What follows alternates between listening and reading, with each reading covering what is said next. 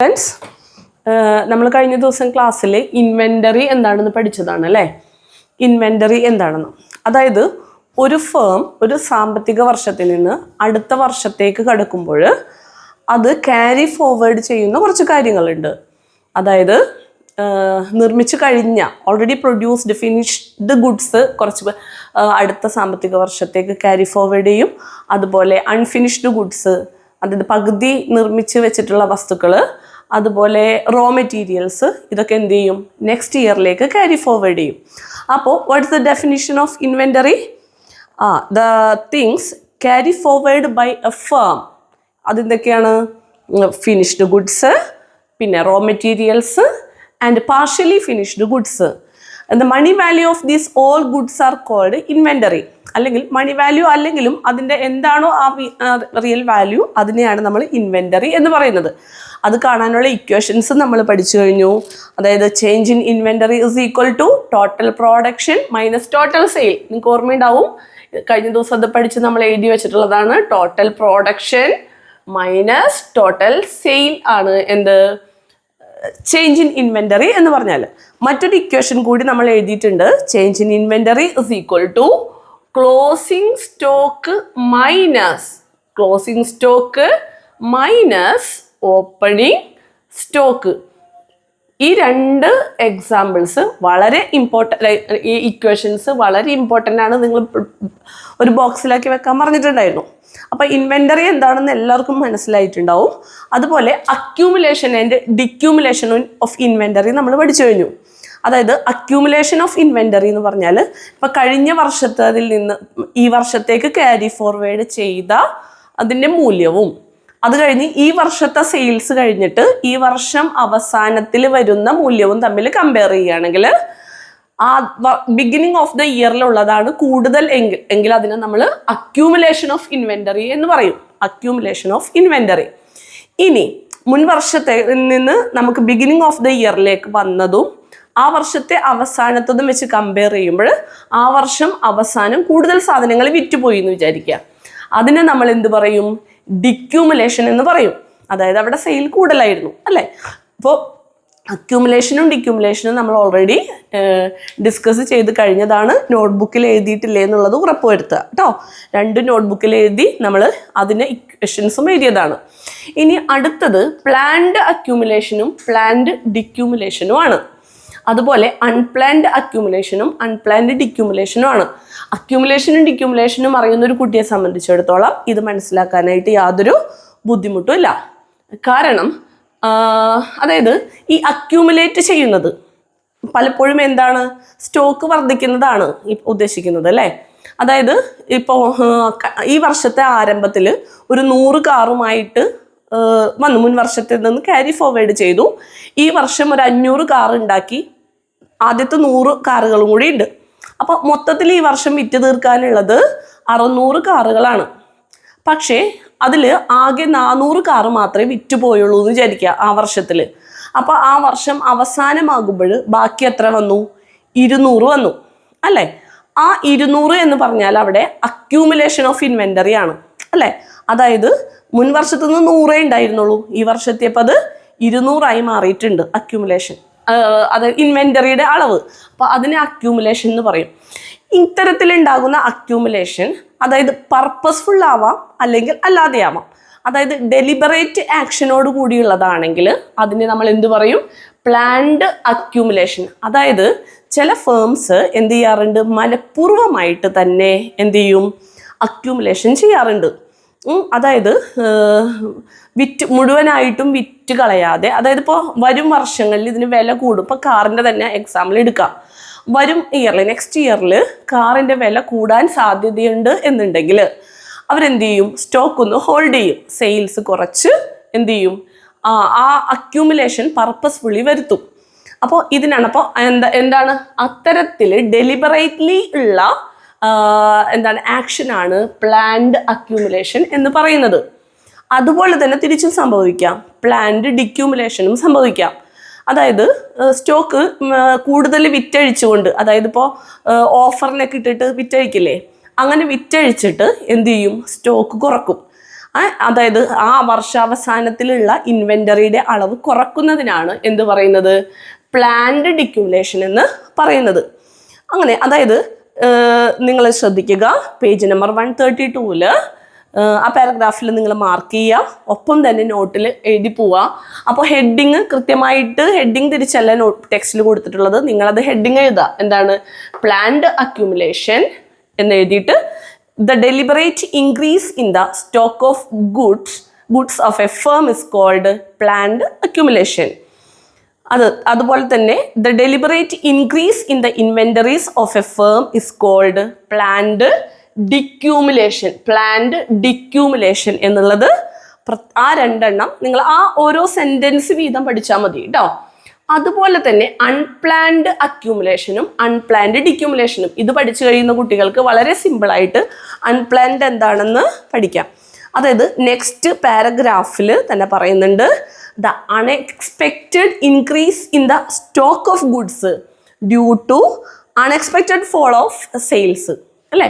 അതായത് സെയിൽസ് കുറയുന്നത് കൊണ്ട് അപ്രതീക്ഷിതമായിട്ടുള്ള കാര്യങ്ങൾ ഇപ്പം നമ്മൾ കണ്ടുകൊണ്ടിരിക്കുകയാണ്, അല്ലേ? എന്തെങ്കിലും നാച്ചുറൽ കലാമിറ്റീസോ കാര്യങ്ങളോ ഒക്കെ ഉണ്ടാകുമ്പോൾ ചില വസ്തുക്കൾക്ക് എന്ത് ചെയ്യാം, വിറ്റ് പോവില്ല. അത്തരം സാഹചര്യങ്ങളിൽ എന്തുണ്ടാകാം, സാധനങ്ങൾ കൂടുതൽ കെട്ടിക്കിടക്കാനായിട്ട് കാരണമാകും, ഇൻവെന്ററി വർദ്ധിക്കാനായിട്ട് കാരണമാകും. അതിനാണ് അൺപ്ലാൻഡ്, അതായത് അൺഎക്സ്പെക്റ്റഡ് ആയിട്ടുള്ള റീസൺ കൊണ്ട് സെയിൽസ് കുറയുന്നതിനെയാണ് നമ്മൾ എന്ത് പറയുന്നത്, അൺപ്ലാൻഡ് അക്യൂമുലേഷൻ എന്ന് പറയുന്നത്. ഇനി ഇപ്പോൾ ഈ എക്സാമ്പിൾ തന്നെ നമ്മൾക്ക് എടുക്കാം. ഇപ്പോൾ പല കാര്യങ്ങൾക്കും പല സാധനങ്ങൾക്കും ഭയങ്കരമായിട്ട് ആവശ്യമാണ്, അല്ലേ? ആളുകൾ കൂട്ടത്തോടെ വാങ്ങിച്ച് നമ്മളിപ്പോൾ കലാമിറ്റീസ് നടന്ന ഭാഗത്തേക്ക് നമ്മൾ അയക്കുന്നുണ്ട്. അപ്പോൾ ഇങ്ങനെയൊക്കെ വരുമ്പോൾ എന്ത് സംഭവിക്കും, സ്റ്റോക്ക് കുറയും, അല്ലെ? ഇതൊക്കെ ഒരിക്കലും പ്രൊഡ്യൂസേഴ്സ് പ്രതീക്ഷിച്ചതല്ല, ഇങ്ങനെയൊക്കെ സംഭവിക്കുന്നു, സാധനങ്ങൾക്ക് കൂടുതൽ ആവശ്യങ്ങൾ ഉണ്ടാകുമെന്നൊന്നും, അല്ലെ? അപ്പോൾ അൺഎക്സ്പെക്റ്റഡ് ആയിട്ടുള്ള റീസൺ കൊണ്ട് സെയിൽസ് കൂടുന്നതിന് എന്ത് പറയും, പ്ലാൻഡ് ഡിക്യൂമുലേഷൻ എന്ന് പറയും. മറ്റോടത്ത് എന്താണ്, അൺഎക്സ്പെക്റ്റഡ് ആയിട്ടുള്ള റീസൺ കൊണ്ട് സ്റ്റോക്ക് കൂടുന്നതിനാണ് അൺപ്ലാൻഡ് അക്യൂമുലേഷൻ എന്ന് പറയുന്നത്. ഇവിടെ അൺഎക്സ്പെക്റ്റഡ് ആയിട്ടുള്ള റീസൺ കൊണ്ട് സെയിൽസ് കൂടുന്നതിനാണ് അൺഎക്സ്പെക്റ്റഡ് അല്ലെങ്കിൽ അൺപ്ലാൻഡ് ഡിക്യൂമുലേഷൻ എന്ന് പറയുന്നത്. മക്കളെ, അടുത്തതായി നമ്മൾ കിടക്കുന്നത് നെക്സ്റ്റ് നമ്മളെ ഹെഡിങ്ങിലേക്കാണ്, gross investment and net investment കേട്ടോ. This is also very important topic. അതായത് ഗ്രോസ് ഇൻവെസ്റ്റ്മെന്റ് ഡെഫിനിഷനായിട്ടൊന്നും അങ്ങനെ എഴുതാൻ വരാറില്ലെങ്കിലും ഈ നെറ്റ് ഇൻവെസ്റ്റ്മെന്റും അതുപോലെ നെറ്റ് ഇൻഡയറക്റ്റ് ടാക്സും ഒക്കെ നമുക്ക് ഒത്തിരി ആവശ്യം വരുന്നതാണ്. അത് ഡെഫിനിഷനായിട്ട് മാത്രമല്ല, നമ്മൾ ഇനി ഞങ്ങളുടെ നാഷണൽ ഇൻകം മെത്തേഡ്സ് കാണാൻ പഠിക്കുമ്പോൾ അതിലും നമുക്ക് എന്ത് ചെയ്യാറുണ്ട്, വളരെ അധികം ആവശ്യം വരുന്ന കോൺസെപ്റ്റ്സ് ആണിത് കേട്ടോ. അപ്പോൾ എന്താണ് ഇൻവെസ്റ്റ്മെന്റ് എന്നുള്ളത് നമുക്കറിയാം, അല്ലേ? എന്തിനാണ് ഇൻവെസ്റ്റ് ചെയ്യുന്നത്, എന്തിനാണ് ഫേം ഇൻവെസ്റ്റ് ചെയ്യുന്നത്? ഫേമിൽ നമ്മൾ ഇൻവെസ്റ്റ് ചെയ്യുന്നതെന്ന് വെച്ചാൽ അവിടേക്ക് ആവശ്യമായിട്ടുള്ള മെഷീനറി, ബിൽഡിങ്, വെഹിക്കിള് ഇതൊക്കെ വാങ്ങുന്നതിന്, അതായത് ആ പ്രൊഡക്ഷൻ യൂണിറ്റിൽ പ്രൊഡക്ഷൻ നടത്തുന്നതിന് ആവശ്യമായിട്ടുള്ള എല്ലാ സാധനങ്ങൾക്കും വേണ്ടിയിട്ട് അതിനൊരു ക്യാപിറ്റൽ ഇറങ്ങുന്നുണ്ട്, അല്ലേ? അപ്പോൾ അതിലേക്ക് it's A flow of expenditure എന്നാണ് പറയുക ഇൻവെസ്റ്റ്മെന്റിന്. ആ ഇൻവെസ്റ്റ്മെന്റിന്റെ മൊത്തത്തിലുള്ള, അതായത് ഗ്രോസ് എന്ന് പറയുമ്പോൾ തന്നെ നമ്മൾ എന്ത് ചെയ്യുക, ഹോൾ എന്നുള്ളത്, അല്ലേ? ആ മൊത്തം ഇൻവെസ്റ്റ്മെന്റിനെയാണ് നമ്മൾ ഗ്രോസ് ഇൻവെസ്റ്റ്മെന്റ് എന്ന് പറയുക. അപ്പം നിങ്ങൾ ടെക്സ്റ്റ് ബുക്കിൽ ജസ്റ്റ് ആ ഗ്രോസ് ഇൻവെസ്റ്റ്മെന്റിന്റെ ഫസ്റ്റ് പോയിന്റ് മാർക്ക് ചെയ്യുക. മലയാളം ഓൾസോ പ്രത്യേകം ശ്രദ്ധിക്കുക. മലയാളം കുട്ടികൾ ഇത് കാണുമ്പോൾ ബുക്ക് നിവർത്തി വെക്കുക. ടീച്ചർ പറയുന്നത് ഫസ്റ്റ് സെൻറ്റൻസ് ആണോ സെക്കൻഡ് സെൻറ്റൻസ് ആണോ എന്നൊക്കെ നോക്കിയിട്ട് തന്നെ എന്ത് ചെയ്യുക, മാർക്ക് ചെയ്യുക. നിങ്ങൾ പ്ലാൻഡും അൺപ്ലാൻഡും പറഞ്ഞിട്ടുണ്ടായിരുന്നു ടീച്ചർ നേരത്തെ, ഇൻവെൻ്ററി. അപ്പോൾ അതെന്തിട്ടാണ്, ആസൂത്രിതമായ ഇൻവെൻ്ററിയും അപ്രതീക്ഷിതമായ ഇൻവെൻ്ററിയും എന്നുള്ളത് പ്രത്യേകം നിങ്ങൾ ഇതിൽ നോക്കി കണ്ടുപിടിക്കുക കേട്ടോ. ടെക്സ്റ്റിൽ അങ്ങനെ ഒരു ടൈറ്റിൽ തന്നെ കൊടുത്തിട്ടുണ്ട് മലയാളത്തിൽ. അപ്പോൾ അതിൽ ആ ആദ്യത്തെ പാരഗ്രാഫിൽ ലാസ്റ്റ് സെൻറ്റൻസസ് ആണ് ടീച്ചർ നേരത്തെ മാർക്ക് ചെയ്തത്, പിന്നെ രണ്ടാമത്തെ പാരഗ്രാഫും.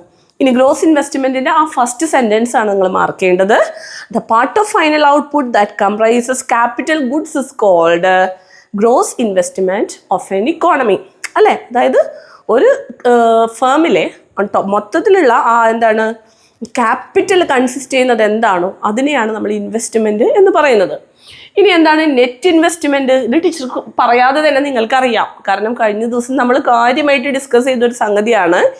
എന്തിനേയും നെറ്റാക്കുന്നത്, അറ്റമൂല്യം ലാഭത്തിലേക്ക് ആക്കുന്നത് എന്ത് ചെയ്തിട്ടാണ്? അതിൻ്റെ തന്നെ ഗ്രോസിൽ നിന്ന് ഡിപ്രീസിയേഷൻ കുറച്ചിട്ടാണ്. നമ്മൾ GDP-യുടെയും GNP-യുടെയും ഒക്കെ കാര്യം നമ്മളങ്ങനെ പറയണ്ടായി അല്ലേ? അപ്പോൾ ഇത് നിങ്ങൾ നോക്കുക, എന്താണ് ഇൻവെസ്റ്റ്മെന്റിന്റെ കേസിലും അത് തന്നെയാണ്. നെറ്റ് ഇൻവെസ്റ്റ്മെന്റ് എന്ന് പറഞ്ഞാൽ ഇത് ഗ്രോസ് ആണെങ്കിൽ അതിൽ നിന്ന് ഡിപ്രീസിയേഷൻ കുറച്ചാൽ എന്ത് കിട്ടും? നമുക്ക് നെറ്റ് കിട്ടും. അപ്പോൾ ഇൻവെസ്റ്റ്മെന്റിന്റെ കേസിലും സെയിം തന്നെയാണ്. Net investment is equal to gross investment. നിങ്ങൾ എഴുതുമ്പോൾ അതിന് ഫുൾ ഫോം തന്നെ എഴുതാം, gross investment minus depreciation. Okay, ഇത് ചെയ്തിട്ട് നിങ്ങൾ എന്ത് ചെയ്യുക? ഇതൊരു ബോക്സിലാക്കി വെക്കുക കേട്ടോ. ഇതൊരു ബോക്സിലാക്കി വെക്കുക. It's very very important. നമ്മൾ ഫ്യൂച്ചറിൽ നമ്മൾ ആവശ്യം വരുന്നതാണ്. അടുത്തത് നെറ്റ് ഇൻഡയറക്റ്റ് ടാക്സ് എന്നുള്ളൊരു കോൺസെപ്റ്റാണ്. അപ്പോൾ ഈ നെറ്റ് ഇൻവെസ്റ്റ്മെന്റിന്റെ നിങ്ങൾ പ്രത്യേകിച്ച് ഡെഫിനിഷൻ പഠിക്കണം എന്നില്ല. ഈ നെറ്റ് ഇൻവെസ്റ്റ്മെന്റ് എന്താണെന്നുള്ളത് ഈ ഇക്വേഷൻ പഠിച്ചാലും മതി. ആ ഇക്വേഷൻ പഠിക്കാത്തവർ അതിൻ്റെ ഡെഫിനിഷൻ എഴുതി വെക്കുക, അതിലുണ്ട്. പക്ഷേ ഇക്വേഷൻ എന്തായാലും നമുക്ക് ആവശ്യം വരും, കാരണം നാഷണൽ ഇൻകം കാണുമ്പോൾ. പിന്നെ ഒരിക്കലും നിങ്ങൾ GI എന്ന് എഴുതരുത് കേട്ടോ, ഇത് ഗ്രോസ് ഇൻവെസ്റ്റ്മെന്റ് എന്ന് തന്നെ എഴുതുക. പിന്നെ അടുത്തത് നെറ്റ് ഇൻഡയറക്റ്റ് ടാക്സ് എന്താണെന്ന് അല്ലേ? Net indirect tax as usual we can say that how will get the net value? Deduct or subtract എന്താണ് depreciation value from its gross value. We will get the net value. Okay, അപ്പോൾ ഇവിടെ net indirect ടാക്സും എന്തായിരിക്കും? Net indirect tax is equal to gross indirect tax minus gross indirect tax minus എന്താണ്? Subsidy. അപ്പോൾ അവിടെ ഒരു കാര്യം നിങ്ങൾ ശ്രദ്ധിക്കേണ്ടത്, ഇവിടെ ഗ്രോസ് ഇൻഡയറക്റ്റ് ടാക്സ് എന്ന് പലപ്പോഴും പറയാറില്ല. അതായത് indirect tax it self is A gross അല്ല, ഗ്രോസ് കോൺസെപ്റ്റ് ഉള്ളത് കൊണ്ട് നിങ്ങളെ ടെക്സ്റ്റിൽ എന്തെന്നേ ഉണ്ടാവുള്ളൂ? ഇൻഡയറക്റ്റ് ടാക്സ് എന്നേ ഉണ്ടാവുള്ളൂ. അപ്പോൾ അത് നിങ്ങൾ അവിടെ അണ്ടർസ്റ്റുഡ് ആണ്. അതെന്താണ്? ഇൻഡയറക്റ്റ് ടാക്സിൻ്റെ കാര്യത്തിൽ 2 കേസസേ ഉള്ളൂ, ഗ്രോസും നെറ്റും. അപ്പോൾ നെറ്റ് അല്ലാത്ത ഇൻഡയറക്റ്റ് ടാക്സ് എന്തായിരിക്കും? ഇൻഡയറക്റ്റ് ടാക്സ് ആയിരിക്കും. അപ്പോൾ ഗ്രോസ് ഇൻഡയറക്റ്റ് ആയിരിക്കും. അപ്പോൾ എന്താണ്? Net indirect tax is equal to indirect tax minus subsidy. ഇവിടെ നിങ്ങൾ ശ്രദ്ധിക്കുന്ന ഒരു വ്യത്യാസം നിങ്ങൾ കണ്ടോ? ഒരേ ഒരു സ്ഥലത്ത് മാത്രമാണ് നെറ്റ് വാല്യൂ കിട്ടണമെങ്കിൽ എന്താണ് ഡിപ്രീസിയേഷൻ കുറക്കാത്തത്. അതായത് ഇവിടെ ഇൻഡയറക്റ്റ് ടാക്സിൻ്റെ കാര്യത്തിൽ എന്താണ് ഡിപ്രീസിയേഷന് പകരം നമ്മൾ കുറക്കുന്നത് സബ്സിഡിയാണ്. എന്തുകൊണ്ടാണെന്നറിയോ? എന്താണ് ഇൻഡയറക്റ്റ് ടാക്സ്? ഇൻഡയറക്റ്റ് ടാക്സ് എന്ന് പറഞ്ഞാൽ നമ്മൾ അറിയാതെ, അതായത് കൺസ്യൂമേഴ്സ് അറിയാതെ തന്നെ ചുമത്തപ്പെടുന്ന നികുതിയാണ് ഇൻഡയറക്റ്റ് ടാക്സ് എന്ന് പറയുന്നത്. അതായത് അതിലെന്തൊക്കെ വരും? എക്സൈസ് ഡ്യൂട്ടി, അതുപോലെ GST. നമ്മൾ ഏതൊരു സാധനം വാങ്ങുമ്പോഴും സെയിൽസ് ടാക്സ് കൊടുക്കുന്നുണ്ട് അല്ലേ? സെയിൽസ് ടാക്സ്, ഇത്തരം കാര്യങ്ങളൊക്കെ ഇൻഡയറക്റ്റ് ടാക്സസ് ആണ്. ഈ ഇൻഡയറക്റ്റ് ടാക്സ് ഒക്കെ ഗവൺമെന്റിനെ സംബന്ധിച്ചിടത്തോളം ഗവൺമെന്റിന്റെ റെസിപ്റ്റാണ്, വരവാണ്, അതായത് ഇൻകമാണ്. ഗവൺമെന്റിന്റെ ഇൻകം ആകുന്നതോടൊപ്പം തന്നെ നമ്മളെ സംബന്ധിച്ച്, കൺസ്യൂമേഴ്സിനെ സംബന്ധിച്ച് നമ്മളുടെ ഒരു ചെലവുമാണത്.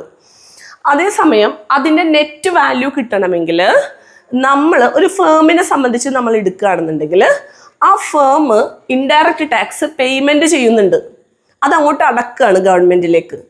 അതിനൊപ്പം തന്നെ ഈ ഫേമിന് എന്ത് കിട്ടുന്നുണ്ട്? പല രീതിയിലുള്ള എയ്ഡ്സ് കാര്യങ്ങൾ കിട്ടുന്നുണ്ട് അല്ലേ? പല രീതിയിലുള്ള എന്താണ് സഹായധനങ്ങൾ ധനം എന്തായിട്ട് വരുന്നുണ്ട്? ഗവൺമെൻറ്റിൽ നിന്ന് ഫേമിലേക്ക് വരുന്നുണ്ട്. അപ്പോൾ ഫേം അങ്ങോട്ട് അടക്കുന്നതിൽ നിന്ന് ഫേമിന് ഇങ്ങോട്ട് കിട്ടുന്ന ഈ ആനുകൂല്യങ്ങൾ കുറച്ചാൽ മാത്രമേ ഇൻഡയറക്റ്റ് ടാക്സ് എന്നുള്ളത് നെറ്റ് ആവുള്ളൂ. മനസ്സിലായോ? ഇപ്പോൾ ഞാൻ കുറേ ചിലവാക്കുന്നുണ്ട്, അതേ ഏജൻസിയിൽ നിന്ന് തന്നെ എനിക്ക് ഇങ്ങോട്ട് കുറച്ച് പൈസ കിട്ടുന്നുണ്ട്. അപ്പം ഞാൻ ചിലവാക്കുന്നതിൽ നിന്ന് എനിക്ക് കിട്ടുന്നത് കുറച്ചാലാണ് എന്ത് കിട്ടുക? അറ്റ വാല്യൂ, എനിക്ക് ചിലവായ അറ്റ വാല്യൂ കണക്കാക്കാൻ പറ്റുള്ളൂ. അതുപോലെയാണ് ഇവിടെ നെറ്റ് ഇൻഡയറക്റ്റ് ടാക്സ് എന്ന് പറഞ്ഞാൽ, അതായത് ഇൻഡയറക്റ്റ് ടാക്സിൽ നിന്ന് സബ്സിഡി കുറക്കുന്നതാണ്. അതായത് ഇൻഡയറക്റ്റ് ടാക്സ് ആയിട്ട് ഓരോ പ്രൊഡക്ഷൻ യൂണിറ്റും പേയ്മെൻറ്റ് നടത്തിയ തുകയിൽ നിന്ന് അതിന് കിട്ടിയ എയ്ഡ്സ് അല്ലേ, അതെന്തൊക്കെയാണ്? Excise duty, import duty, sales tax, GST തുടങ്ങിയവ കുറക്കുന്നതിനെയാണ് എന്ത് പറയുന്നത്? സബ്സിഡി എന്ന്, ഇൻഡയറക്റ്റ് ടാക്സ് എന്ന് പറയുന്നത്. ക്ലിയർ ആയല്ലോ? അപ്പോൾ നിങ്ങൾ അതൊന്ന് മാർക്ക് ചെയ്ത് വെക്കുക, ടെക്സ്റ്റിൽ നോട്ടിലേക്ക് എഴുതുക. ഇൻഡയറക്റ്റ് ടാക്സ് എഴുതി അണ്ടർലൈൻ ചെയ്ത് ഫസ്റ്റ് സെൻറ്റൻസുകൾ മാർക്ക് ചെയ്യുക. Indirect taxes are taxes imposed by the government on goods and services, import duty, export duty, etcetera. എന്നിട്ട് നിങ്ങൾ എന്ത് ചെയ്യുക, ആ നെറ്റ് ഇൻഡയറക്റ്റ് ടാക്സിൻ്റെ എന്ത് ചെയ്താ ഇക്വേഷൻ എഴുതിയിട്ട് ഈ ഇക്വേഷൻ എഴുതി അതൊരു ബോക്സിലാക്കി വെക്കുക. ഇതിന് കൂടുതൽ ഡെഫിനിഷൻ നിങ്ങൾ പഠിക്കേണ്ടതില്ല. പക്ഷേ എന്താണ് നെറ്റ് ഇൻഡയറക്റ്റ് ടാക്സ് എന്നുള്ളതിൻ്റെ ഇക്വേഷനാണ് നമുക്ക് നിർബന്ധമായും വേണ്ടത് കേട്ടോ. അപ്പോൾ ഡെഫിനിഷൻ വേണമെന്നുണ്ടെങ്കിൽ ടെക്സ്റ്റ് ബുക്കിൽ നിന്ന് കുറച്ച് നിങ്ങൾ എഴുതുക. പക്ഷേ നിർബന്ധമായിട്ടും പഠിക്കേണ്ടത് ഈ ഇക്വേഷൻ ആണ്. This is also very important. അതായത് നെറ്റ് ഇൻവെസ്റ്റ്മെൻറ്റ് ഇമ്പോർട്ടൻ്റ് ആണ്. അതുപോലെ തന്നെ net indirect taxes also very important. Okay മക്കളെ, അടുത്തതായി നമ്മൾ നോക്കാൻ പോകുന്നത് ട്രാൻസ്ഫർ പേയ്മെൻറ്റ്സിനെ കുറിച്ചാണ്. എന്താണ് ട്രാൻസ്ഫർ പേയ്മെൻറ്റ്സ് എന്നറിയോ? അതായത് നമ്മൾ യുദ്ധങ്ങൾ ഉണ്ടാകുമ്പോൾ, അതുപോലെ എന്താണ് എർത്ത്ക്വേക്ക്, ഇപ്പോൾ കണ്ടില്ലേ, ഇപ്പം നമ്മൾ വയനാട് ഉണ്ടായ പോലെ ഇഷ്യൂസ് ഇതൊക്കെ ഉണ്ടാകുമ്പോൾ, അപ്പോൾ പറഞ്ഞില്ലേ കർണാടക, തമിഴ്നാട് ഒക്കെ ലക്ഷങ്ങളാണ് നമ്മുടെ കേരള ഗവൺമെൻറ്റിന് വേണ്ടി ഓഫർ ചെയ്തിട്ടുള്ളത്. ട്രാൻസ്ഫർ പേയ്മെൻ്റ് ആണത്. മനസ്സിലായ? മാറ്റക്കെടുതികൾ എന്ന് പറയും മലയാളത്തിൽ. മാർക്ക് ചെയ്യുക, മാറ്റക്കെടുതികൾ കേട്ടോ. എന്താണ് ഈ മാറ്റക്കെടുതികൾ? അതായത് തിരിച്ച് സർവീസ് പ്രതീക്ഷിക്കാതെ നടത്തുന്ന അടവുകളെയാണ് എന്ത് പറയുന്നത്? മാറ്റക്കെടുതികൾ എന്ന് പറയുന്നത്. Transfer payments are the unilateral payments for which no services are returned. തിരിച്ച് പ്രതീക്ഷിക്കാതെ യൂണിലാറ്ററൽ ആയിട്ട് ചെയ്യുന്ന പേയ്മെൻറ്റ്സിനെയാണ് പറയുന്നത് ട്രാൻസ്ഫർ പേയ്മെൻറ്റ്സ് എന്ന് പറയുന്നത്. അതാർക്കാവാം? വ്യക്തികളോ ഇൻസ്റ്റിറ്റ്യൂഷൻസോ ഗവൺമെൻറ്റോ ഒക്കെ ആകാം ഇത് ചെയ്യുന്നത്. അപ്പോൾ നമ്മൾ പ്രത്യേകമായിട്ടും ഇത് നാഷണൽ ഇൻകം പഠിക്കുമ്പോൾ ഈ ട്രാൻസ്ഫർ പേയ്മെൻറ്റിനെ കുറിച്ച് പഠിക്കേണ്ടതുണ്ട്. കാരണം പല സമയത്തും നാഷണൽ ഇൻകത്തിൽ നിന്ന് എന്ത് ചെയ്യേണ്ടതുണ്ട്? ട്രാൻസ്ഫർ പേയ്മെൻറ്റ്സ് ഡിഡക്റ്റ് ചെയ്യേണ്ടതായിട്ട് വരും. ഇപ്പം നമ്മൾ ഗ്രോസിനെ നെറ്റാക്കാൻ വേണ്ടി ഡിപ്രീസിയേഷൻ കുറക്കുന്നത് പോലെ പലപ്പോഴും നെറ്റ് വാല്യൂ കിട്ടണമെങ്കിൽ നമ്മൾ ട്രാൻസ്ഫർ പേയ്മെൻറ്റ്സ് കൂടി കുറയ്ക്കേണ്ടതായിട്ട് വരും.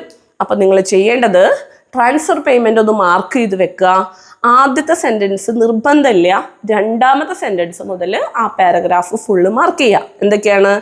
Transfer payments are made by individuals, institutions or government to other individuals, institutions or government without getting any service in return. കേട്ടോ, തിരിച്ച് ഒന്നും പ്രതീക്ഷിക്കാതെ. എക്സാമ്പിൾ മസ്റ്റായിട്ടും എഴുതണം. എന്തൊക്കെയാണ്? Gifts, taxes, subsidy. ഇവിടെ ശ്രദ്ധിക്കേണ്ട കാര്യം ടാക്സും സബ്സിഡിയും ഒക്കെ എന്താണ്? ട്രാൻസ്ഫർ പേയ്മെൻ്റ് ആണ്. അത് ടീച്ചർ അടുത്ത സെഷനിൽ പറയുന്നുണ്ട്. അത് സ്കോളർഷിപ്പ്, നമുക്കൊക്കെ എഡ്യൂക്കേഷൻ സ്കോളർഷിപ്പുകൾ കിട്ടാറില്ലേ പലർക്കും. ഈ സ്കോളർഷിപ്പിന് നമ്മൾ തിരിച്ചെന്തെങ്കിലും കൊടുക്കുന്നുണ്ടോ ഗവൺമെൻറ്റിലേക്ക്? ഇല്ല. അപ്പോൾ സ്കോളർഷിപ്പും അതുപോലെ തന്നെ വിധവാ പെൻഷൻ, വാർദ്ധക്യ പെൻഷൻ, ഇതുപോലെ ഒരുപാട് പെൻഷനുകൾ കൊടുക്കുന്നുണ്ട് അല്ലേ ഗവൺമെൻറ്. ഇതിനൊന്നും ഗവൺമെൻറ്റിന് റിട്ടേൺ ഒന്നും കിട്ടുന്നില്ല. ഇതൊക്കെ എന്തിൽ വരുന്നതാണ്? ട്രാൻസ്ഫർ പേയ്മെൻറ്റ്സിൽ വരുന്നതാണ്. ഇനി ട്രാൻസ്ഫർ പേയ്മെൻറ്റ്സ് വോളണ്ടറി ആകാം, കമ്പൽസറി ആകാം. There are 2 types of transfer payments. ഒന്നെന്താണ്? വോളണ്ടറി ആണ്, അതായത് അത് ഓരോരുത്തരുടെ താല്പര്യത്തിനനുസരിച്ച് ചെയ്യുന്നതാണ്. രണ്ടാമത്തത് കമ്പൽസറി ആകാം. ഈ കമ്പൽസറി ആയിട്ടുള്ള ട്രാൻസ്ഫർ പേയ്മെൻറ്റിന് എക്സാമ്പിളാണ് tax. For example income tax. അതായത് വരുമാനമുള്ള ഓരോരുത്തരും അതിൻ്റെ ഒരു നിശ്ചിത പെർസെൻറ്റേജ് എന്ത് ചെയ്തിട്ടുണ്ടാകണം? ടാക്സ് ആയിട്ട് പേയ്മെൻറ്റ് ചെയ്തിട്ടുണ്ടാകണം. അപ്പോൾ അതെന്താണ്? ഈ ട്രാൻസ്ഫർ പേയ്മെൻറ്റിൽ കമ്പൽസറി ട്രാൻസ്ഫർ പേയ്മെൻറ്റിൽ വരുന്നതാണ് ടാക്സ്. ഇനി വോളണ്ടറി എന്ന് പറഞ്ഞാൽ ഓരോരുത്തരും ഇഷ്ടത്തോടു കൂടി കൊടുക്കുന്നത്. ഇപ്പോൾ താല്പര്യപൂർവ്വം നിങ്ങളൊക്കെ കൊടുത്തവരല്ലേ. നിങ്ങളിൽ പലരും ഇപ്പോൾ നമ്മളെ സ്കൂളിൽ നിന്ന് ഇന്നലെ കുറേ സാധനങ്ങളൊക്കെ കൊണ്ടുപോയി ക്യാമ്പിൽ കഴിയുന്നവർക്കായിട്ട് കൊടുത്തില്ലേ? അത് നമ്മൾ വോളണ്ടറി ചെയ്തതല്ലേ. അതുപോലെ ഗവൺമെൻറ് എന്ത് ചെയ്യുന്നുണ്ട്? ഗവൺമെൻറ്റിൻ്റെ ഫണ്ടിൽ നിന്ന് പണമെടുത്ത് ഇത്തരം കാര്യങ്ങൾക്ക് ചിലവഴിക്കാറുണ്ട്. അത് രാജ്യത്തിനകത്തും പുറത്തുമാകാം. ചിലപ്പോൾ നമ്മളിപ്പോൾ വിദേശ രാജ്യങ്ങൾ, ഇപ്പോൾ ചൈനയിലോ പാകിസ്ഥാനിലോ ഒക്കെ എന്തെങ്കിലും ഇഷ്യൂസ് ഉണ്ടാകുമ്പോൾ ഗവൺമെൻറ് എന്ത് ചെയ്യാറുണ്ട്? ഇന്ത്യ ഗവൺമെൻറ് അങ്ങോട്ട് കൊടുക്കാറുണ്ട്, അല്ലെങ്കിൽ ഇങ്ങോട്ട് തരാറുണ്ട് വിദേശ രാജ്യങ്ങൾ. അപ്പോൾ രാജ്യത്തിനകത്താകട്ടെ പുറത്താകട്ടെ ഓരോ ഗവൺമെൻറ്റും എന്ത് ചെയ്യാറുണ്ട്? ഈ ട്രാൻസ്ഫർ പേയ്മെൻറ്റ്സ് ചെയ്യാറുണ്ട്. അത് വോളണ്ടറി ചെയ്യുന്നത്. അതുപോലെ ഈ കമ്പൽസറി, അതായത് ഇവിടെ പറയുന്നുണ്ട് കൃത്യമായിട്ട് some transfer payments are voluntary and some are compulsory.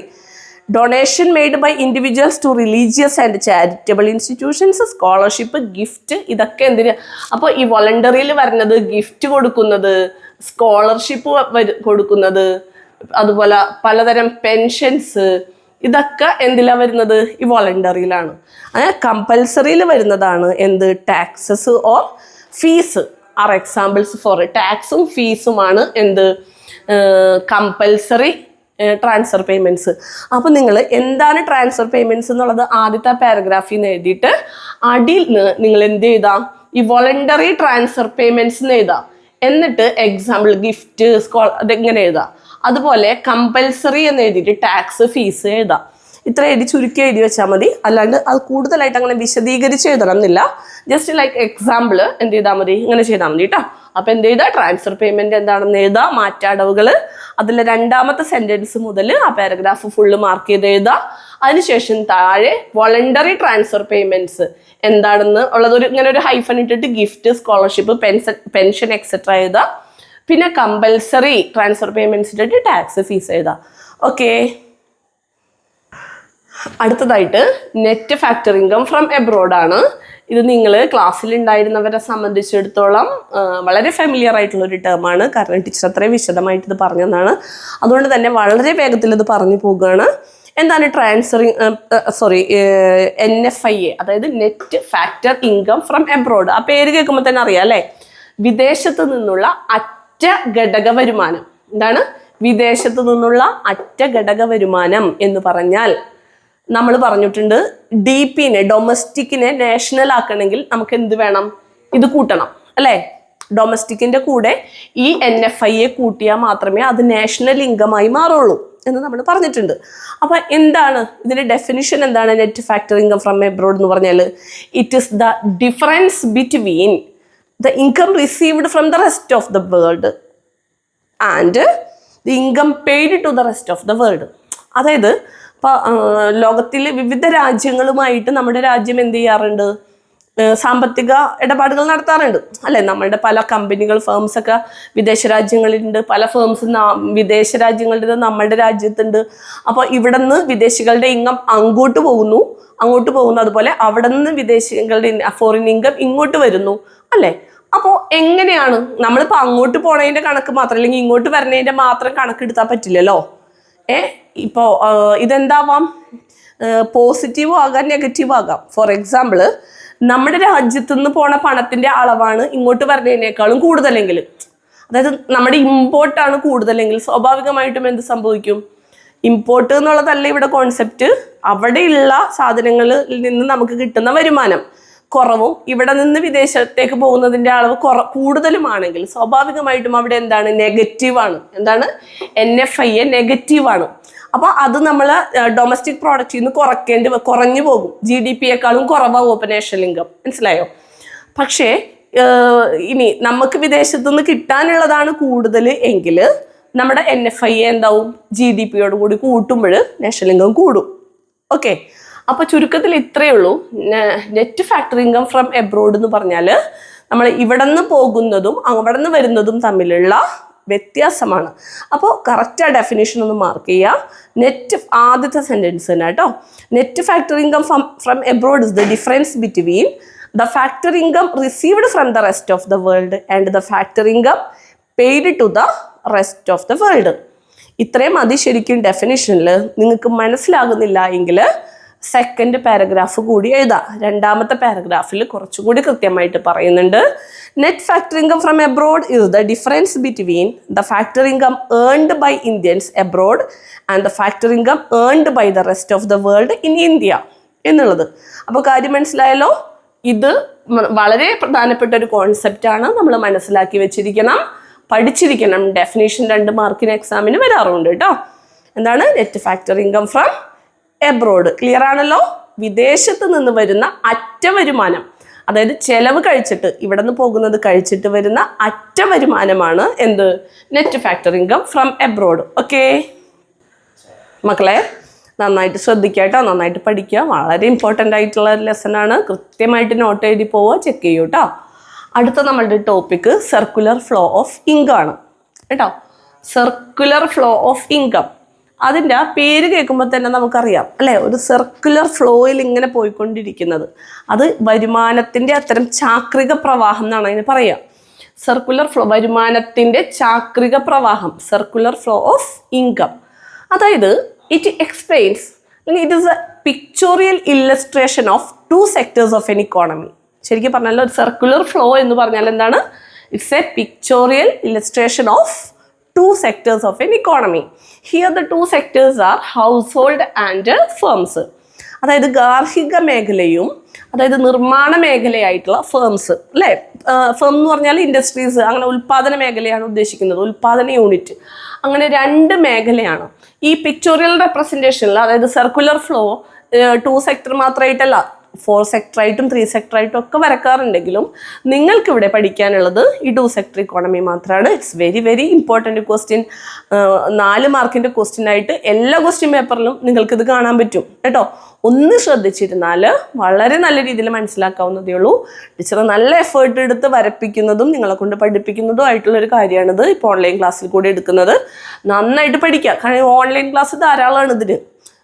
കാരണം ഓഫ്ലൈനിൽ ഇത് പഠിപ്പിക്കുമ്പോൾ ഉണ്ടാകുന്ന ആ സ്ട്രെയിനൊക്കെ കുറക്കാൻ നിങ്ങൾക്കും എനിക്കും നിങ്ങൾക്ക് റിപ്പീറ്റ് ചെയ്ത് കേൾക്കാനും ഒക്കെ സാധിക്കും കേട്ടോ. അപ്പോൾ ഒരു ഇക്കോണമിയിലെ നമ്മൾ പഠിച്ചു, ഇക്കോണമിയിൽ എത്ര മേഖലകൾ ഉണ്ടെന്നാണ് പഠിച്ചത്. നമ്മൾ ഫസ്റ്റ് ലെസണിൽ പഠിച്ചില്ലേ, സെക്ടേഴ്സ് ഓഫ് എൻ ഇക്കോണമി. ഏതൊക്കെയായിരുന്നു അത്? House hold sector, firms, government sector, external sector. അതായത് ഇമ്പോർട്ട് എക്സ്പോർട്ട് അടങ്ങുന്ന 4 സെക്ടേഴ്സാണ് നോർമലി ഒരു ഇക്കോണമിയിൽ ഉണ്ടാകുന്നത്. മനസ്സിലായോ? അതായത് ഇമ്പോർട്ട് എക്സ്പോർട്ട് എന്ന് പറഞ്ഞാൽ അത് ഓപ്പൺ ഇക്കോണമിയാണ്, വിദേശ രാജ്യങ്ങളുമായിട്ട് ബന്ധമുണ്ട്. ഗവൺമെൻറ് ഉണ്ടെന്ന് പറഞ്ഞാൽ അതിൻ്റെ അർത്ഥം അത് ഗവൺമെൻറ് ഉള്ള ഒരു ഇക്കോണമിയാണ്. അതായത് സോഷ്യലിസ്റ്റ് ഇക്കോണമിയിലാണല്ലോ ഗവൺമെൻറ് ഉള്ളത്, അല്ലെങ്കിൽ സോഷ്യലിസ്റ്റ് പാറ്റേണിൽ ഫോളോ ചെയ്യുന്ന ഒരു രാജ്യത്താണ് ഗവൺമെൻറ് ഉണ്ടാകുക. പക്ഷെ നമ്മൾ ഇവിടെ പഠിക്കുന്നത് ഇത് രണ്ടും ഇല്ലാത്തതാണ്. ഇക്കോണമി ക്ലോസ്ഡുമാണ്, ഗവൺമെൻറ്റും ഇല്ലാത്ത ഒരു ഇക്കോണമിയെ കുറിച്ചാണ്. അതായത് ഏറ്റവും എളുപ്പത്തിൽ സിമ്പിൾ ഇക്കോണമി അല്ലെങ്കിൽ സിംഗിൾ ഇക്കോണമി എന്നൊക്കെ പറയാവുന്ന ഇക്കോണമിയാണ് നമ്മൾ എന്ത് പറയുന്നത്? ഈ 2 sector ഇക്കോണമി എന്ന് പറയുന്നത്. ഓക്കെ, അപ്പോൾ അവിടെ 2 സെക്ടേഴ്സ് ഉള്ളൂ. നമ്മൾ സർക്കുലർ ഫ്ലോ കോംപ്ലക്സ് ആക്കാതിരിക്കാൻ വേണ്ടിയിട്ടാണ് ആദ്യം ഇത് പഠിക്കുന്നത്. ഹൗസ് ഹോൾഡും ഫേംസും 2 സെക്ടേഴ്സാണ് ഉള്ളത്. അപ്പോൾ ഈ 2 സെക്ടേഴ്സിൻ്റെ ഉള്ളിൽ വരുമാനവും ചെലവും തമ്മിൽ എന്താണ് ഒരു സർക്കുലർ ഫ്ലോ നടക്കുന്നത് എങ്ങനെയാണെന്നാണ് നമ്മൾ നോക്കുന്നത്. അപ്പോൾ എന്താണ് അതിൻ്റെ ഡെഫിനിഷൻ? നിങ്ങൾ ആദ്യം തന്നെ മാർക്ക് ചെയ്യുക. സർക്കുലർ ഫ്ലോ ഓഫ് ഇൻകത്തിൻ്റെ തൊട്ട് താഴെ തന്നെയുള്ള ഫസ്റ്റ് സെൻറ്റൻസ് എന്താണ്? The circular flow of income and expenditure is the pictorial illustration of the interrelationship or interdependence of among different sectors of the economy. ആ ഒരു ഡെഫിനേഷൻ നിങ്ങൾ മാർക്ക് ചെയ്യുക. അതിൻ്റെ താഴെ ഇതിനെ എന്ത് പറയുന്നുണ്ട്? കുറച്ച് അസംഷൻസ് പറയുന്നുണ്ട്. അത് നിങ്ങൾ എഴുതണമെന്നില്ല നോട്ടിലേക്ക്, നിങ്ങൾ വായിച്ചു നോക്കിയാൽ മാത്രം മതി. പക്ഷേ ആ സർക്കുലർ ഫ്ലോ ഓഫ് ഇൻകമിൻ്റെ സിമ്പിൾ ഇക്കോണമി ഉണ്ടല്ലോ, സിമ്പിൾ ഇക്കോണമി, ആ സിമ്പിൾ ഇക്കോണമിയുടെ താഴെ വരുന്ന സെൻറ്റൻസ് കൂടി ഒന്ന് നമ്മൾ എഴുതണം. അതായത് circular flow of income in a simple economy is the circular flow of income of 2 sectors in the economy കേട്ടോ. ആ സെൻറ്റൻസ് കൂടെ. അപ്പോൾ ആ 2 സെൻറ്റൻസ് എഴുതിയതിന് ശേഷം നമ്മൾ നേരെ ഈ സർക്കുലർ ഫ്ലോ വരക്കുകയാണ്. മാർക്ക് ചെയ്തിട്ടുണ്ടാവും എന്ന് വിചാരിക്കുന്നു. എന്താണ് സർക്കുലർ ഫ്ലോ ഓഫ് ഇൻകത്തിൻ്റെ, അതായത് വരുമാനത്തിൻ്റെ ചാക്രിക പ്രവാഹം എന്നുള്ള ഹെഡിങ്ങിന് താഴെയുള്ള ആദ്യത്തെ സെൻറ്റൻസും അതിനുശേഷം ഒരു സിംഗിൾ ഇക്കോണമിയിൽ എങ്ങനെയായിരിക്കും എന്താണ് എന്നുള്ളതിൻ്റെ താഴെയുള്ള ആദ്യത്തെ സെൻറ്റൻസും എഴുതിയതിന് ശേഷം നേരെ നിങ്ങൾ ചെയ്യേണ്ടത് നോട്ട്ബുക്കിലേക്ക് വൃത്തിയായിട്ട് ഈ സർക്കുലർ ഫ്ലോ ഓഫ് ഇൻകം വരക്കുക എന്നുള്ളതാണ്. ഇത് വരക്കുമ്പോൾ പ്രത്യേകം ശ്രദ്ധിക്കേണ്ട ഒരു കാര്യം, ഒരു കാരണവശാലും ഇതിലെ ആരോ മാറിപ്പോകരുത്. ടീച്ചർ പറയുന്നത് കൃത്യമായിട്ട് കേൾക്കുക കേട്ടോ. 2 സെക്ടേഴ്സാണ് ഇവിടെ ഉള്ളത്. ഒന്ന് ഹൗസ് ഹോൾഡ് സെക്ടറും ഒന്ന് ഫേംസും. നമുക്കറിയാം ഹൗസ് ഹോൾഡ് സെക്ടറിൽ നിന്ന് ഫേമിലേക്ക് പോകേണ്ട കാര്യങ്ങൾ എന്തൊക്കെയായിരിക്കും എന്ന്. അതായത് ഫാക്ടേഴ്സ് ഓഫ് പ്രൊഡക്ഷൻ എന്താണത്? ഒന്നാമത്തെ ആ ഒരു ഫ്ലോ എന്ന് പറഞ്ഞാൽ ഫാക്ടേഴ്സ് ഓഫ് പ്രൊഡക്ഷൻ ആണ്. അതായത് ഉൽപാദന ഘടകങ്ങൾ. ഉൽപാദന ഘടകങ്ങൾ ഏതൊക്കെയാണ്? ഫാക്ടേഴ്സ് ഓഫ് പ്രൊഡക്ഷൻ പറയ്, നിങ്ങളൊപ്പം പറഞ്ഞുകൊണ്ട് എഴുതുക. ഏതൊക്കെയാണ് ഉൽപാദന ഘടകങ്ങൾ? ലാൻഡ് എഴുതിക്കോ, ലേബർ, ക്യാപിറ്റൽ, പിന്നെ ഓർഗനൈസേഷൻ എന്ന് പറയും, അല്ലെങ്കിൽ എന്റർപ്രണർഷിപ്പ് എന്ന് പറയും, എന്റർപ്രണർ എന്ന് പറയും അല്ലേ, ഓർഗനൈസേഷൻ. ഇത്രയും കാര്യങ്ങളാണ് എന്ത് ഫേമിലേക്ക് പോകുന്നത് കേട്ടോ. ശരിയല്ലേ? അതായത് നമ്മൾ പഠിച്ചിട്ടുണ്ട് ഒരു ഫേമിൽ ഒരു ഇൻഡസ്ട്രിക്ക് ആവശ്യമായിട്ടുള്ള ഭൂമി പ്രൊവൈഡ് ചെയ്യുന്നത് എന്താണ്? കൺസ്യൂമർ സെക്ഷനിൽ നിന്നാണ്. അതുപോലെ ലേബറേഴ്സിന് നമ്മൾ തന്നെയല്ലേ ലേബറേഴ്സ്. ഇപ്പം ലേബറേഴ്സിനതും അതുപോലെ തന്നെ എന്താണ് ക്യാപിറ്റലും ഓർഗനൈസേഷനും ഒക്കെ this all are coming from house hold sector. അത് ഫേമിലേക്ക് വന്നു കഴിഞ്ഞാൽ സ്വാഭാവികമായിട്ടും ഇതിനുള്ള പ്രതിഫലമായിട്ട് എന്ത് പോകും? ഹൗസ് ഹോൾഡ് സെക്ടറിലേക്ക് തിരിച്ചു പോകും. അപ്പം നിങ്ങൾ ശ്രദ്ധിക്കുക, ആദ്യത്തേത് ഫാക്ടേഴ്സ് ഓഫ് പ്രൊഡക്ഷൻ ആരോ ഇങ്ങനെ വരണം, അതായത് ഫേമിലേക്ക് വരണം. ഇനി ഫേമിൽ നിന്ന് തിരിച്ച് ഇതിനുള്ള പ്രതിഫലമായിട്ട് ഇതിനുള്ള റെമ്യൂണറേഷൻ ആയിട്ട് പോകും. റെമ്യൂണറേഷൻ എന്തൊക്കെയാണ്? അതായത് ഇതിനുള്ള റെമ്യൂണറേഷൻ എന്ന് പറഞ്ഞാൽ ലാൻഡിന് റെന്റ്, ലേബറിന് വേജ്, ക്യാപിറ്റലിന് ഇൻട്രസ്റ്റ്, അതുപോലെ ഓർഗനൈസർക്ക് പ്രോഫിറ്റ് അല്ലെങ്കിൽ എന്റർപ്രണർക്ക് profit. Okay, all of you got it? അതായത് ഫാക്ടേഴ്സ് ഓഫ് പ്രൊഡക്ഷൻ്റെ റെമ്യൂണറേഷനായിട്ട് തിരിച്ചു പോയിട്ടോ. അപ്പോൾ അങ്ങോട്ടും ഇങ്ങോട്ടും പോന്നു. ഇനി അടിയിൽ 2 ഫ്ലോ കൂടിയുണ്ട്, എന്നാലേ അത് സർക്കുലർ ഫ്ലോ ആകുള്ളൂ. അപ്പോൾ ഇവിടെ ഉൽപാദനം നടന്നു കേട്ടോ. ഈ 2 നിങ്ങൾ കോൺസെപ്റ്റ് മനസ്സിലാക്കി തന്നെ പഠിക്കുക. ഇവിടെ നിന്ന് ലാൻഡ് ലേബർ ക്യാപിറ്റൽ ഓർഗനൈസേഷൻ ഇങ്ങോട്ട് പോയി, ഇവിടെ നിന്നത് റെന്റ് വേജ് ആയിട്ട് ഇങ്ങോട്ട് പോയി എങ്കിലും ഇവിടെ വെച്ച് ഉൽപാദനം നടന്നിട്ടുണ്ട് അല്ലേ? ഇനി ഉൽപാദിപ്പിച്ച സാധനങ്ങൾ ആര് തന്നെയാണ് മേടിക്കുന്നത്? കൺസ്യൂമേഴ്സ് നമ്മളല്ലേ, ഹൗസ് ഹോൾഡ് സെക്ടർ അല്ലേ? ഹൗസ് ഹോൾഡ് സെക്ടർ ആണ്. അപ്പൊ നമ്മൾ ഇങ്ങോട്ട് ആരോ ഇടാം. ഇത് ശ്രദ്ധിക്കണം, പ്രത്യേകിച്ച് ഈ ആരോ ഇങ്ങോട്ടാണെന്നുള്ളത് ഓർക്കുക കേട്ടോ. ഫേമിൽ നിന്ന് ഇങ്ങോട്ട് പോകുന്നത് എന്തൊക്കെയാണ്? മൂന്നാമതായിട്ട് എന്തൊക്കെയാണ്? Goods and services. അതായത് ഇവിടെ നിർമ്മിച്ച സാധന സേവനങ്ങൾ എങ്ങോട്ട് പോകും? ഹൗസ് ഹോൾഡ് സെക്ടറിലേക്ക് പോകും. ഹൗസ് ഹോൾഡ് സെക്ടറിൽ നിന്ന് സ്വാഭാവികമായിട്ട് വെറുതെ കൊടുക്കുമോ? ഏതെങ്കിലും പ്രൊഡക്ഷൻ യൂണിറ്റ് ആർക്കെങ്കിലും സാധനങ്ങൾ വെറുതെ കൊടുക്കുമോ? ഇല്ല. ഇതിനു വേണ്ടി എന്ത് ചെയ്യണം? Payments, expenditure for goods and services. എന്താണ് expenditure for goods and services? ഇതാണ് 4ാമത്തെ ഫ്ലോ എന്ന് പറയുന്നത്. അതായത് ഇതിന് വേണ്ടി അല്ലെങ്കിൽ നമുക്ക് എന്ത് പറയാം? Payments four goods and services എന്ന് പറയാം. അപ്പൊ നോക്കിയേ, ഇങ്ങോട്ട് വന്നത് തിരിച്ച് ഫേമിലേക്ക് തന്നെ പോയി, ഇൻകമായിട്ട് പോയി. അവിടെയാണ് അവരെന്താണ്, അതിൽ നിന്നായിരുന്നു അവർ ശരിക്കും പറഞ്ഞാൽ എന്ത് കൊടുത്തത്? ഇവിടെ വെച്ച് ഫാക്ടേഴ്സ് ഓഫ് ഇതിന് മറ്റൊരു രീതിയിൽ കൂടെ നമുക്ക് പറയാം. അതായത് ഫാക്ടേഴ്സ് ഓഫ് പ്രൊഡക്ഷൻ ആയിട്ട് ഫേമിലേക്ക് വന്നു, ഫേമിലിട്ട് സാധന സേവനങ്ങൾ ഉണ്ടാക്കി, അത് എന്ത് ചെയ്തു? ഗുഡ്സ് ആൻഡ് സർവീസസ് ആയിട്ട് ആളുകൾ വാങ്ങി, അതിനുള്ള എക്സ്പെൻഡിച്ചർ പേയ്മെന്റ് ആയിട്ട് ഫേമിലേക്ക് എത്തി. ആ ഫേമിൽ നിന്ന് എന്ത് ചെയ്തു? ആദ്യം ഇവർ വാങ്ങിയ അതായത് ഫാക്ടേഴ്സ് ഓഫ് പ്രൊഡക്ഷനുള്ള റെമ്യൂണറേഷൻ ആയിട്ട് തിരിച്ചു കൊടുത്തു. ഇതൊരു സർക്കിൾ അല്ലേ? ഇപ്പോൾ ശരിക്കും ഇങ്ങനെ സർക്കിളായിട്ട് പോകുന്നു. നമ്മൾ ആദ്യം പറഞ്ഞത് ഇങ്ങനെ വന്നു, പിന്നെ ഇങ്ങനെയും പോകുന്നതായിട്ടാണ്. പക്ഷെ അല്ലാത്ത രീതിയിൽ പറയുമ്പോൾ ഇതിന് എന്ത് ചെയ്യാം? ഒറ്റ സർക്കിളായിട്ട് നമുക്ക് പറയാം. വൺസ് മോർ ശ്രദ്ധിക്കുക, ഹൗസ് ഹോൾഡ് സെക്ടറിൽ നിന്ന് ഫാക്ടേഴ്സ് ഓഫ് പ്രൊഡക്ഷൻ ഫേമിലേക്ക് പോയി, ഫാമിൽ ഉൽപാദനം നടന്നു, ഉൽപാദന സാധനങ്ങൾ ഹൗസ് ഹോൾഡ് സെക്ടറിലേക്ക് പോയി, ഹൗസ് ഹോൾഡ് സെക്ടറിൽ നിന്ന് ഇതിനുള്ള പേയ്മെന്റ് ആയിട്ട് ഫേമിലേക്ക് പോയി. അപ്പോൾ ഇവരാണ് ഇനി എന്ത്? ലാഭവും റെന്റും വേജും ഒക്കെ തിരിച്ചു കൊടുക്കേണ്ടത് അല്ലേ? അവരത് തിരിച്ച് എന്തായി? ഈ ഫാക്ടേഴ്സ് ഓഫ് പ്രൊഡക്ഷനുള്ള റെന്റും വേജും ഇൻട്രസ്റ്റും പ്രോഫിറ്റും ഒക്കെ ആയിട്ട് തിരിച്ചു കൊടുത്തു. ഓക്കെ, ഇതാണ് സർക്കുലർ ഫ്ലോ ഓഫ് ഇൻകം എന്ന് പറഞ്ഞാൽ. മക്കളെ, അപ്പൊ കൃത്യമായിട്ട് നിങ്ങൾക്ക് എന്താണ് സർക്കുലർ ഫ്ലോ എന്നുള്ളത് മനസ്സിലായിട്ടുണ്ടാവും വിചാരിക്കണം. നിങ്ങൾ ഭംഗിയായിട്ട് ഇത് വരച്ചു വെക്കുക കേട്ടോ. ടീച്ചർ അത്ര ഭംഗിയായിട്ടൊന്നും അല്ല ബോർഡിൽ വരച്ചിട്ടുള്ളത്. നിങ്ങൾ വരക്കുമ്പോൾ നല്ല ഭംഗിയായിട്ട് തന്നെ ഇത് വരക്കുക. പിന്നെ ഇതൊന്നും നിങ്ങൾ കൺഫ്യൂസ്ഡ് ആവണ്ട. ബുക്കിൽ ചിലപ്പോൾ ഇവിടെ 3 ഇവിടുത്തെ 4 ആയിരിക്കും കിടക്കുന്നത്. നമുക്ക് ഇഷ്ടമുള്ള ഓർഡറിൽ ഇത് സർക്കിളാക്കി പഠിക്കാം. അപ്പോൾ ടീച്ചർ പറഞ്ഞു തന്ന ഓർഡർ അനുസരിച്ച് അതല്ലേ ഫാക്ടേഴ്സ് ഓഫ് പ്രൊഡക്ഷൻ ഇങ്ങോട്ട് പോയി ആ ഒരു ഓർഡറിൽ ടീച്ചർ എഴുതിയതേ ഉള്ളൂ. അത് വേണമെന്നുണ്ടെങ്കിൽ നിങ്ങൾ ടെക്സ്റ്റ് നോക്കിയിട്ട് കൺഫ്യൂസ്ഡ് ആവണ്ട. ഇത് 3 ഇത് 4 ആയിട്ട് എഴുതിയാലും കുഴപ്പമൊന്നുമില്ല കേട്ടോ. ഇനി വേണ്ടത് ഈ സർക്കുലർ ഫ്ലോ ഓഫ് ഇൻകം എന്താണ്? 2 തരത്തിലുള്ള ഫ്ലോ ആണ് ഉള്ളത്. ഏതൊക്കെയാണ്? Real flow and money flow. എന്താണ്? യഥാർത്ഥ പ്രവാഹവും പണപ്രവാഹവും. ഇതിന്റെ പേര് കേൾക്കുമ്പോൾ നിങ്ങൾക്കിത് മനസ്സിലാവും. ഇതിൽ എന്താണ് റിയൽ ഫ്ലോ, എന്താണ് മണി ഫ്ലോ എന്നുള്ളത്. This is also very important question.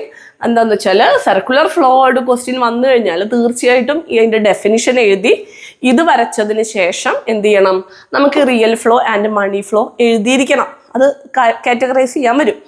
അതായത് എന്താണ് flow of money in terms of എന്താണ് അതായത് മണി ടേംസിൽ തന്നെയാണ് ഈ ഫ്ലോ നടക്കുന്നതെങ്കിൽ അതിനെ മണി ഫ്ലോ എന്ന് പറയും.